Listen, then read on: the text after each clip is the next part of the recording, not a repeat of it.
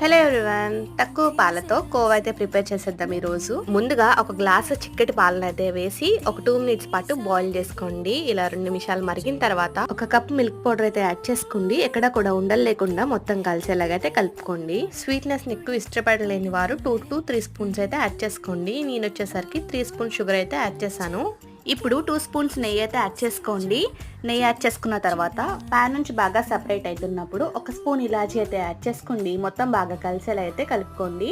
ఇలా బాగా దగ్గర పడిన తర్వాత ఒక 10 మినిట్స్ పాటు ఫ్రిడ్జ్ లో పెట్టుకోండి. ఇప్పుడు 10 మినిట్స్ తర్వాత ఫ్రిడ్జ్ లో నుంచి కోవాని అయితే బయటకు తీసుకోండి. మీకు నచ్చిన షేప్ లో అయితే చేసుకుంటే అతి తక్కువ పాలతో కోవా అనేది ప్రిపేర్ అయిపోతుంది. చాలా సింపుల్ గా ఈజీగా అనేది అయిపోతుంది. మీరు అసలు శ్రమ పడకుండా చాలా ఫాస్ట్ గా కూడా అయిపోతుంది. ఇప్పుడు వాటిపైన మీకు నచ్చిన డ్రై ఫ్రూట్స్ అయితే సర్వ్ చేసుకుంటే హోమ్ మేడ్ కోవా అనేది ప్రిపేర్ అయిపోయింది. ఈ స్వీట్ ని మీరైతే ట్రై చేసి మీకు ఎలా వచ్చిందో కమెంట్ చేయండి. అలానే మరెన్నో టేస్టీ రెసిపీస్ కోసం సబ్స్క్రైబ్.